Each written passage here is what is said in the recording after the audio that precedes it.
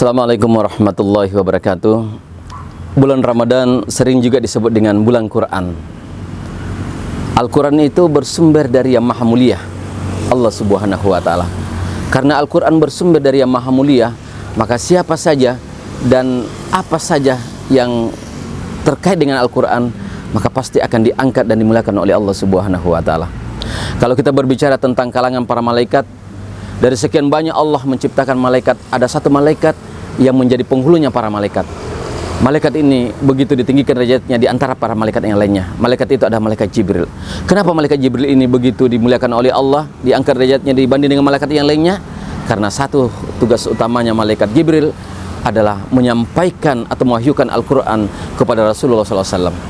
Kalau kita berbicara tentang kalangan manusia, maka manusia yang terbaik, yang paling dicintai oleh Allah, yang paling disayangi oleh Allah adalah Nabi kita Muhammad SAW.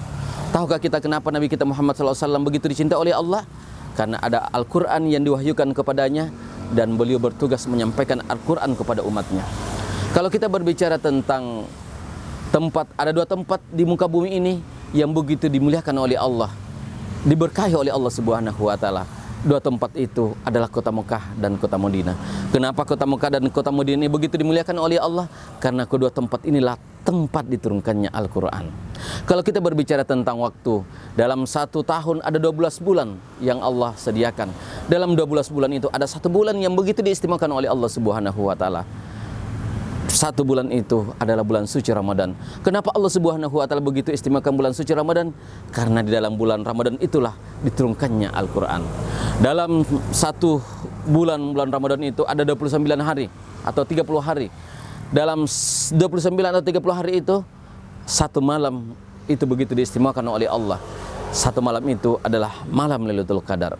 Kenapa Allah begitu mengistimewakan Lailatul Qadar, malam Lailatul Qadar? Karena pada malam itulah diturunkannya Al-Quran.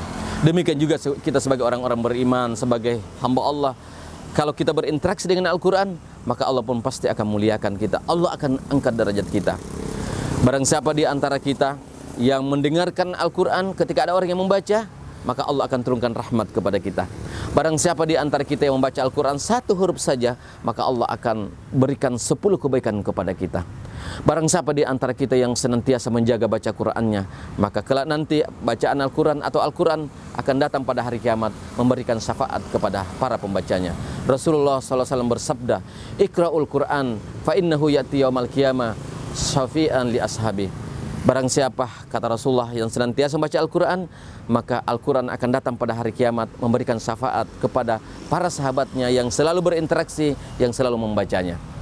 Semoga di sisa-sisa hari bulan Ramadan ini kita mampu mengoptimalkan hari-harinya kita dengan banyak membaca Al-Quran. Bahkan harapan kita semua setelah bulan suci Ramadan, kebiasaan kita membaca Al-Quran di bulan Ramadan senantiasa terjaga, sehingga kita menjadi orang-orang yang dimuliakan Allah Subhanahu wa Ta'ala. Assalamualaikum warahmatullahi wabarakatuh.